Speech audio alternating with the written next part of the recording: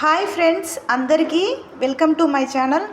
ఈరోజు నేను చింతపండుతో పులిహోర చేయబోతున్నానండి.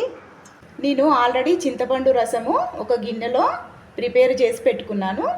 ఇది స్టవ్ మీద పెట్టుకున్నా. నెక్స్ట్ ఇందులో కొంచెం ఉప్పు వేసుకోవాలి, కొంచెం పసుపు వేసుకోవాలి, కొంచెం జీలకర్ర మెంతుల పొడి వేసుకోవాలి,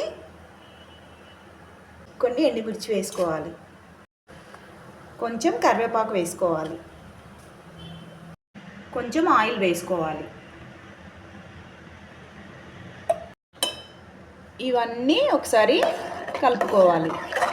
ఈ చింతపండు రసం ఎంత బాగా మరిగితే అంత టేస్ట్ వస్తుందండి పులిహోర. ఈ చింతపండు రసం చిక్కబడేంత వరకు మరగనివ్వాలి. చింతపండు రసం మరిగిపోయిందండి. ఇలా చిక్కబడేంత వరకు మరగబెట్టుకోవాలి. ఇప్పుడు మనం పోపు రెడీ చేసుకుందాం. స్టవ్ మీద ఒక చిన్న కడాయి పెట్టుకొని ఈ కడాయిలో కొంచెం ఆయిల్ వేసుకోవాలి.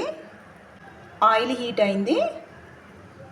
కొన్ని ఆవాలు వేసుకోవాలి, కొంచెం జీలకర్ర వేసుకోవాలి, కొంచెం మినప్పప్పు వేసుకోవాలి, కొంచెం శనగపప్పు వేసుకోవాలి. నేను నానబెట్టి పెట్టుకున్నా ఆల్రెడీ.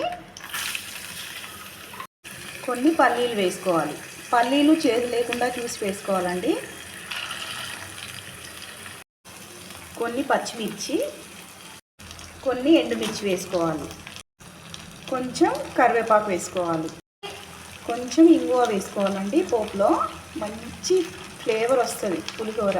కొంచెం పసుపు వేసుకొని అంతా ఒకసారి మిక్స్ చేసుకోవాలి. ఒక 5 మినిట్స్ ఇలా ఫ్రై చేసుకోవాలి. పోపును బాగా టేస్ట్ వస్తుంది. నేను రైస్ ప్రిపేర్ చేసి పెట్టుకున్నాను ఆల్రెడీ.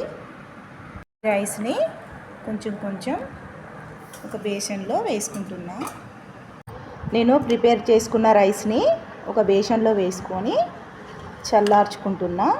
చల్లార పెట్టుకున్న రైస్లో కొంచెం పసుపు వేసుకోవాలి, కొంచెం సాల్ట్ వేసుకోవాలి, కొంచెం ఆయిల్ వేసుకోవాలి. అంతా మిక్స్ చేసుకోవాలి. ఉప్పు, పసుపు, ఆయిల్ వేసుకొని అంతా మిక్స్ చేసుకోవాలి. ఉప్పు, పసుపు, ఆయిల్ వేసుకున్నాక అంతా ఒకసారి మిక్స్ చేసుకోవాలి. ఇప్పుడు ఈ రైస్లో మనం రెడీ చేసి పెట్టుకున్న ఈ చింతపండు పులుసుని వేసుకుంటూ కొంచెం కొంచెం కలుపుకోవాలి.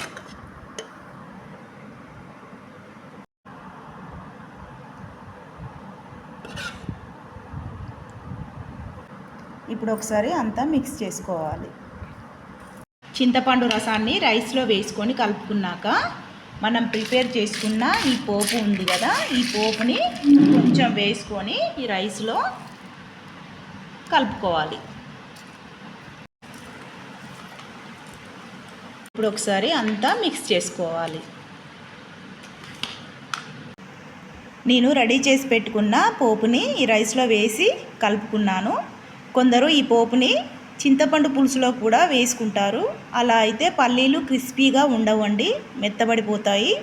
మనం రైస్ తింటుంటే క్రిస్పీగా ఉండాలంటే ఇలా పోపుని రైస్లో వేసుకొని కలుపుకుంటే పంటికి తగులుతుంటాయి, పల్లీలు క్రిస్పీగా ఉంటాయి. ఇప్పుడు గణేష్ నవరాత్రి ఉత్సవాలు జరుగుతున్నాయి కదా అండి. ఇలా పులిహోర ప్రిపేర్ చేసుకొని ప్రసాదంగా తీసుకొని వెళ్తే ఆ బొజ్జ గణపయ్య మన ప్రసాదాన్ని తన బొజ్జ నుండా స్వీకరించి తన కృపా కటాక్షాల్ని మనపై ఎల్లవేళలా కురిపిస్తాడు. తన ఆశీస్సులు ఎప్పటికీ మన మీద చూపిస్తాడండి. ఇంతేనండి. నా వీడియో మీకు నచ్చినట్లయితే నా ఛానల్ని సబ్స్క్రైబ్ చేసుకోండి. ప్లీజ్ లైక్ చేయండి, షేర్ చేయండి. Thank you for watching.